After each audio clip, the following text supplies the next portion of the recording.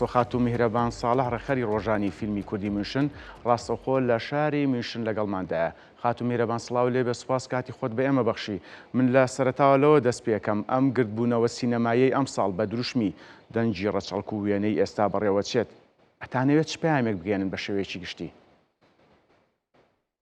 سڵاتان لەبێت، ئێوارەتان باش. زۆر سپاس بۆم دیدارە. سپاس بەوە. پەیامی ئێمە پەیامەکەمان ڕۆنا بەڕاستی پەیامەکەمان ئەوەیە کە زیاتر بۆرە دەنگەکەم دوو جار گوێلەیە. بەڵێ خاتو میهرەبان. بەڵێ کە زیاتر سەرنج بخرێتە سەر کەلتوری کوردی و زیاتر نوێیەکانی ئێستا بەتایبەت نوێیەکانی دایسپۆرا زیاتر احتیمام بە کەلتوری کوردی بن و بەشەکانی بناسن و بتوانن پارێزگاری لێ بکەن و هەروەها نمایندەیەکی باشی بکەن لە دایسپۆرا. بەڵێ خاتو میهرەبان، پێشوازی و ئامادەکاریەکانی جڤاتی کوردی لە میشن و شارەوانی شارەکە بۆ ئەم خولە چۆن هەڵەسەنجێنن؟ بەڵێ بەڕاستی پێشوازێکە زۆر زۆرە لەلایەن شارەوانی شارەکەەوە. باشە. ئێمە چەند خولێکە بە هاوبەشی لەگەڵ کتێبخانەی گشتی شاری منشنە ئەم ڕۆژانی فیلمی کوردی ئامادە دەکەین و هەر ئەوانیش هۆڵەکە ئامادە دەکەن و پێشوازێکی زۆر باشەیە بۆ فیلمی کوردی و ئەم ساڵیش لە ڕۆژی یەکەمە لە ڕۆژی کردنەوە فیلمێکی درێژ کرد بە ناوی مامیانس و ئەویش هەر پێشوازێکی زۆر باشی لێکرا و دواتر دەستخۆشێکی باشمان لێکرا لەسەر ئەوەی کە لەسەر هەڵبژاردننی فیلمەکان با بڵێن. بەڵێ میرەبەخان، ئەم ئیڤێنتە سینەماییە تا چەند توانوێتی بێتە پردێکی کللتوری لە نێوان ڕەوەندی کوردی و کۆمەڵگەی ئەڵمانیدا؟ بەڵێ بە دەرەجەی یەکەم لە نێوان ڕەوەندی کوردی خودی خۆیدا لێرە لە شاری منشن زۆر گرنگە.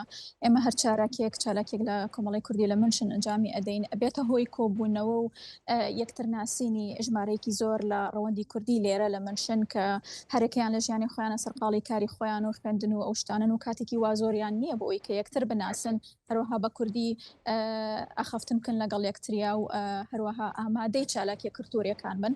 بە دەرەجەی یەک بۆ ڕەوەندی کوردی زۆر گرنگە و پاشانیش بۆ نەتەوەکانی تری شاری منشن لەبەرەوەی کە شاری منشن شارێکی فرەنەتەوەیە بۆ ئەوانیش زۆر گرنگە لەبەرەوەی کە هەر نەتەوەیەک لەم شارەدا بە شێوازێک ڕێپریزەنتی خۆی ئەکا لە شارەکە و چالاکی کورد و کولتورەکان زۆر زۆر زۆرە لێرە و ئێمەش بە خۆشحاڵیەوە توانیمانە نوێنەرێکی باشی چالاکی کوردی و کللتوری کوردی و زمانی کوردی بین لێرە. باشە خاتو میهرەبان، منە پرسم جیاوازی ئەم خولەی ئەم ساڵ بەراورد بە خولەکانی ساڵانی ڕابردوو چییە؟ جیاوازەکە لە بابەتی فیلمەکاندایە. ساڵی پێشوو تۆزێک زیاتر بابەتی فیلمەکان سیاسی بوو، هەروەها سەرنجەکەی لەسەر ئازارەکانی گەلی کورد بوو. لە کاتێکدا ئەم ساڵ من زیاتر وەکو بەڕێوەبەری بەرنامەکان هەوڵمدا سەرنجەکە بخەمە سەر کللتوری کوردی و هەر بەو هۆکارەش ئێمە بە خۆشحاڵیەوە چەند فیلمێکی نوێمان دەستکەوت لەسەر هەڵپەڕکەی کوردی، لەسەر دەنگبێژی کوردی، هەروەها لەسەر کللتوری کوردی. ئەوە جیاوازەکەی. هەروەها جیاوازێکی تریش ئەوەیە کە ئەم ساڵ سێمینارمان هەبوو، وەرکشۆپمان هەبوو، هەروەها پانێڵ دیسکاشنیشمان هەبوو. باشە خاتو میهرەبان، شێوازی وەرگرتنی فیلمەکان چۆن بوو؟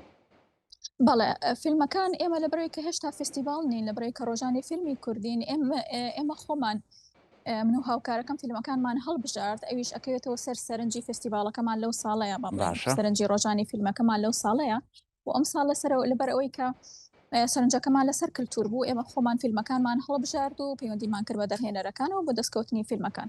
بەڵێ خاتو میهرەبان، نوێنەری هەر چوار پارچەی کوردستان بەشدار بوون لەم خولەدا؟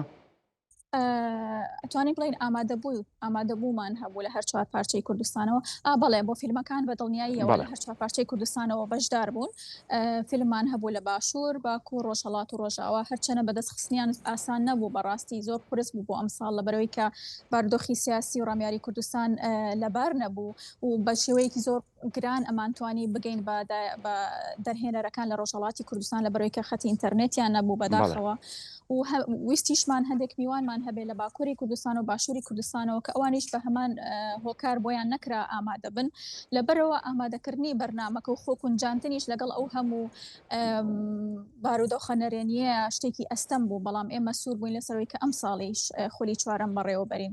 بەڵێ خاتو میرەبان من پرسیارێکی کەم هەیە کە پرسیارەکە بەڕاستی گرنگە وەک ئاشکرایە لە ماوەی ئەم چەند ساڵی دواییدا لە زۆربەی بۆنە و فێستیڤاڵ و ئیڤێنتە هونەریەکاندا ژنان ڕۆڵی بەرچاویان هەبووە مەبەستمە بزانم ئاست و ڕۆڵی بەشداریکردنی ژنان لەم خولەی ئەم ساڵدا چۆن بووە؟ بەڵێ